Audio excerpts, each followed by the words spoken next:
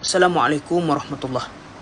Terdapat satu zikir yang diajarkan oleh Nabi SAW kepada kita, seperti mana yang diriwayatkan oleh Imam Abu Dawud dalam kitab sahihnya, iaitu apabila kita membaca zikir tersebut pada waktu malam sebanyak 3 kali, maka kita akan dijaga oleh Allah Subhanahu Wa Taala daripada ditimpa sebarang musibah yang mengejut sehingga terbit matahari pada waktu pagi.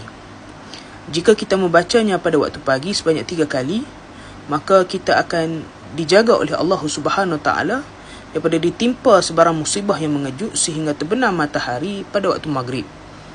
Zikir tersebut ialah Bismillahilladzi la yadurru ma'asmihi syai'un fil ardi wala fis sama'i wa huwas sami'ul alim. Maksudnya, dengan nama Allah, yang mana dengan namanya tidak akan ada sesuatu pun yang mampu memberikan mudarat, sama ada di bumi dan di langit. Dialah yang maha mendengar lagi maha mengetahui. Jadi marilah sama-sama kita mengamalkan zikir ini.